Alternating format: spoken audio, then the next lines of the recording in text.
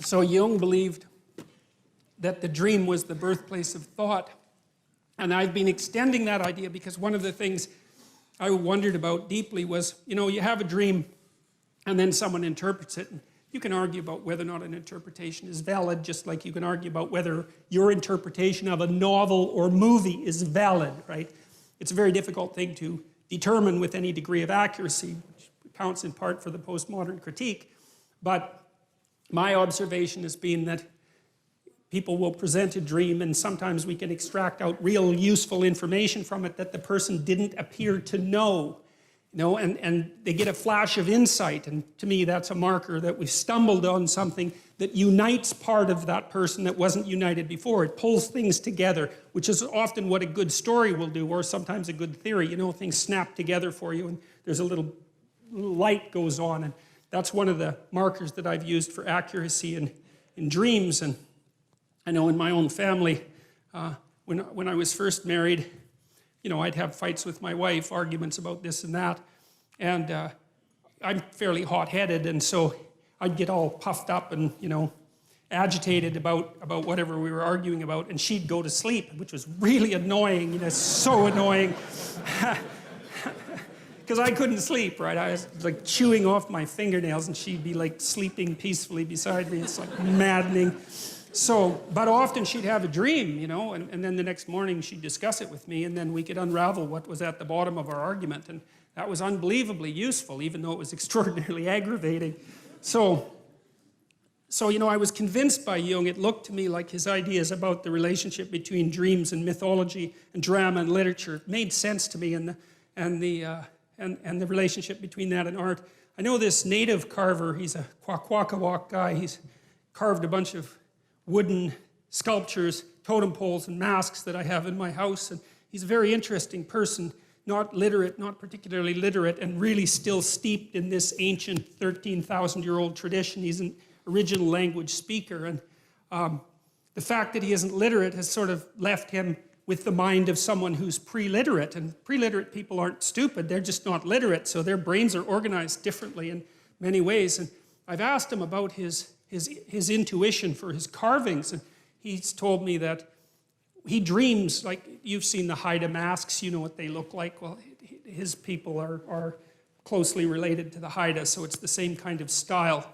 He said he dreams in those animals and can remember his dreams, and he also talks to his grandparents who taught him how to carve in his dreams. Quite often, if he runs into a problem with carving, his grandparents will come and he'll talk to them. But he sees the creatures that he's going to carve living in an animated sense in his imagination. And I mean, it's not that difficult. First of all, I have no reason to disbelieve him. He's a very, very straightforward person, and he doesn't have the motivation or the guile, I would say, in some sense, to invent a story like that. There's just no reason he would possibly do it. I don't think he's told that many people about it. He thinks it's kind of crazy, you know. He said when he was a kid, he thought he was insane because he'd had those dreams all the time about these creatures and so forth. And so it wasn't something he was trumpeting. But I found it fascinating because I can see in him part of the manifestation of this unbroken tradition. We have no idea how traditions like that are really passed along for thousands and thousands of years, right? Part of it's oral and memory, part of it's acted out and dramatized, and then part of it's going to be imaginative. And people who aren't literate, they store information quite differently than we do. We don't remember anything. It's all written down in books, right? But if you're from an oral culture, especially if you're trained in that way, you have all of that information at hand, both so you can speak it, you can tell the stories, and you really know them. And you know, modern people don't really know what that's like anymore. I doubt if there's more than maybe 2 of you in the audience that could spout from memory like a 30-line poem. You know, and poetry was written so that people could do that. That's why we have that form, is so that people could remember it and have it with them. And we don't do any of that anymore. Anyways, back to Jung. Jung was a great believer in the dream, and I noted that dreams will tell you things that you don't know. And then I thought, well, how the hell can that be? How in the world can something you think up tell you something you don't know? How does that make any sense? First of all, why don't you understand it? Why does it have to come forth in the form of the dream? It's like there's something going on inside you that you don't control, right? The dream happens to you just like life happens to you. I mean, there is the odd lucid dreamer who can, you know, apply a certain amount of conscious control, but most of the time it's you're laying there asleep and this crazy, complicated world manifests itself inside you, and you don't know how. You can't do it when you're awake, and you don't know what it means. It's like, what the hell is going on? And that's one of the things that's so damn frightening about the psychoanalysts, because you get this both from Freud and Jung, you really start to understand that there are things inside you that are happening that control you instead of the other way around. You know, there's a bit of reciprocal control, but there's manifestations of spirits, so to speak, inside you that determine the manner in which you walk through life. And you don't control it. And what does? Is it random? You know, there are people who have claimed that dreams are merely the consequence of random neuronal firing, which is a theory I think is absolutely absurd, because there's nothing random about dreams. You know, they're very, very structured and very, very complex, and they're not like snow on a television screen or static on a radio. Like, those things are complicated. And then also I've seen so often that people have very coherent dreams that have a perfect narrative structure. You know, they're fully developed in some sense, and so that just doesn't, that theory just doesn't go anywhere with me. I just can't see that as useful at all. And so I'm more likely to take the phenomena seriously and say, well, there's something to dreams. Well, you dream of the future and then you try to make it into a reality. That seems to be an important thing.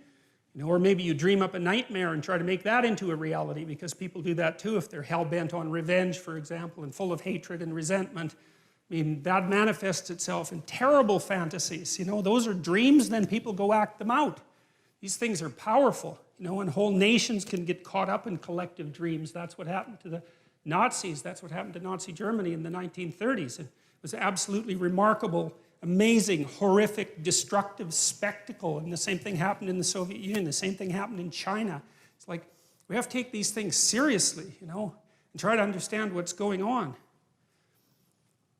So Jung believed that the dream could contain more information than was yet articulated. You think artists do the same thing, you know, like people go to museums and they look at paintings, Renaissance paintings or modern paintings, and they don't exactly know why they're there. You know, I was in this room in New York, I don't remember which museum, but it was a room full of Renaissance art, you know, great painters, the greatest painters, and thought maybe that room was worth $1 billion or something outrageous, because there was like 20 paintings in there, you know, so priceless. And the first thing is, well, why are those paintings worth so much? And why is there a museum in the biggest city in the world devoted to them? And why do people from all over the world come and look at them? What the hell are those people doing? One of them was of the Assumption of Mary, you know, beautifully painted, absolutely glowing work of art, and there's like 20 people standing in front of it looking at it, and you think, what are those people up to?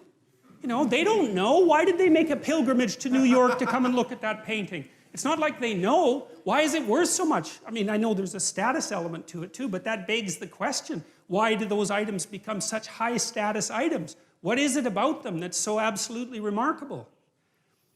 Well, we're strange creatures. So I was trying to figure out in part, well, where did the information that's in the dream come from? Because it has to come from somewhere, and you could think about it as a revelation. You know, because it's like it springs out of the void and it's new knowledge and it's a revelation. You didn't produce it, it just appears.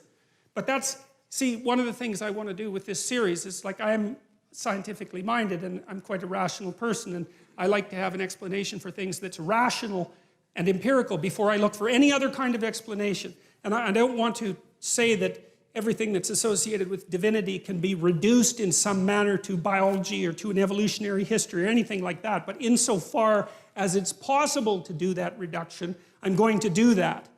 And I'm going to leave the other phenomena floating in the air because they can't be pinned down. And in that category, I would put the category of mystical or religious experience, which we don't understand at all.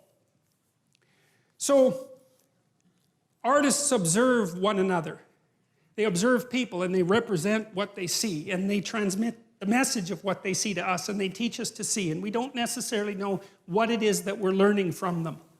But we're learning something, or at least we're acting like we're learning something. We go to movies, we watch stories, we immerse ourselves in fiction constantly. That's an artistic production. And for many people, the world of the arts is a living world, and that's particularly true if you're a creative person. And it's the creative, artistic people that do move the knowledge of humanity forward. And they do that with their artistic productions first. They're on the edge. And the dancers do that, and the poets do that, and the visual artists do that, and the musicians do that. And we're not sure what they're doing. Like, we're not sure what musicians are doing. What the hell are they doing? Why do you like music? You know, it gives you a deep intimation of the significance of things.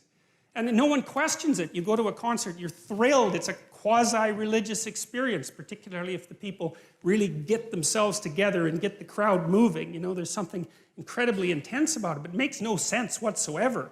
It's not an easy thing to understand.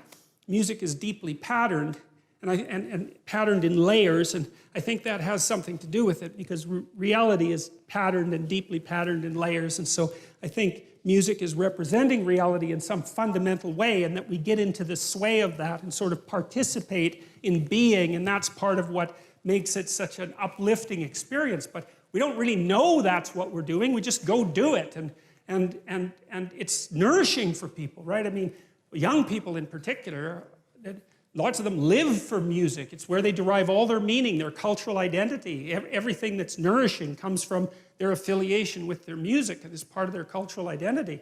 So that's an amazing thing. The question still remains, where does the information in dreams come from? And I think where it comes from is that we watch the patterns that everyone acts out. We've watched that forever, and we've got some representations of those patterns. That's part of our cultural history. That's what's embedded in stories, in fictional accounts of the story between good and evil, the bad guy and the good guy, and the romance. You know, these are canonical patterns of being for people, and they deeply affect us because they represent what it is that we will act out in the world. And then we flesh that out with the individual information we have about ourselves and other people. And so it's like there's waves of behavioral patterns that manifest themselves in the crowd across time. The great dramas are played on the crowd across time. And the artists watch that, and they get intimations of what that is, and they write it down and they tell us, and then we're a little clearer about what we're up to. You know, like a great dramatist like Shakespeare, let's say, we know that what he wrote is fiction, and then we say, well, fiction isn't true. But then you think, well, wait a minute, maybe it's true like numbers are true. You know, numbers are an abstraction from the underlying reality, but no one in their right mind would really think numbers aren't true. You could even make a case that the numbers are more real than the things that they represent, right? Because the abstraction is so insanely powerful. Once you have mathematics, you're just deadly. You can move the world with mathematics. And so it's not obvious that the abstraction is less real than the more concrete reality. And you take a work of fiction like Hamlet, and you think, well, is that, it's not true because it's fiction. But then you think, wait a minute, what kind of explanation is that? Like, maybe it's more true than nonfiction, because it takes the story that needs to be told about you, and the story that needs to be told about you, and you, and you, and you, and abstracts that out and says, look, here's something that's a key part of the human experience as such, right? So it's an abstraction from this underlying noisy substrate, and people are affected by it because they see that the thing that's represented is part of the pattern of their being. That's the right way to think about it. And then with these old stories, these ancient stories, it seems to me like that process has been occurring for thousands of years. It's like we watched ourselves and we extracted out some stories. We imitated each other and we represented that in drama, and then we distilled the drama and we got a representation of the distillation, and then we did it again. And at the end of that process that took God only knows how long, I think some of these stories, they've traced fairy tales back 10,000 years, some fairy tales, in relatively unchanged form. And it certainly seems to me that the archaeological evidence, for example, suggests that the really old stories that the Bible begins with are at least that old and likely embedded in a prehistory that's far older than that. And you might think, well, how can you be so sure? And the answer to that in part is that cultures that don't change, like the ancient cultures, right? They didn't change as fast as us. They stay the same. That's the answer. So they keep their information moving generation to generation. That's how they stay the same. And so we know, again, in the archaeological record, there are records of rituals that have remained relatively unbroken for up to 20,000 years. that was discovered in caves in Japan that were set up for a particular kind of bear worship that was also characteristic of Western Europe. So these things can last for very long periods of time. We're watching each other act in the world. And then the question is, well, how long have we been watching each other? And the answer to that, in some sense, is, well, as long as there's been creatures with nervous systems. And that's a long time, you know, that's some hundreds of millions of years, perhaps longer than that. We've been watching each other, trying to figure out what we're up to across that entire span of time. And some of that knowledge is built right into our bodies, which is why we can dance with each other, for example, right? Because understanding isn't just something that you have as an abstraction, it's something that you act out, you know? That's what children are doing when they're learning to rough and tumble play, is they're learning to integrate their body with the body of someone else in a harmonious way, learning to cooperate and compete, and that's all instantiated right into their body. It's not abstract knowledge. They don't know that they're doing that, they're just doing it. And so we can even use our body as a representational platform. So we've been studying each other for a long time, abstracting out what is it that we're up to, and that's what is it we're up to? What should we be up to? That's even a more fundamental question. If you're going to live in the world and you're going to do it properly, what does properly mean, and how is it that you might go about that? Well, it's the right question, right? It's what everyone wants to know. How do you live in the world? Not what is the world made of. It's not the same question. How do you live in the world? It's the eternal question of human beings. And I guess we're the only species that has ever really asked that question, because all the other animals, they just go and do whatever they do. Not us. It's a question for us.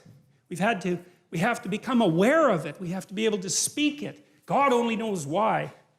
But that seems to be the situation. So we act. That acting is shaped by the world. That acting is shaped by society into something that we don't understand, but that we can model. We model it in our stories. We model it with our bodies. And that's where the dream gets its information. The dream is part of the process that's watching everything and then trying to formulate it and trying to say, well, trying to get the signal out from the noise and to portray it in dramatic form, because a dream is a little drama. And then you get the chance to talk about what that dream is. And then you have something like articulated knowledge at that point. And so the Bible, I would say, it exists in that space that's half into the dream and half into articulated knowledge. It's something like that. And going into it to find out what the stories are about it can aid our self-understanding.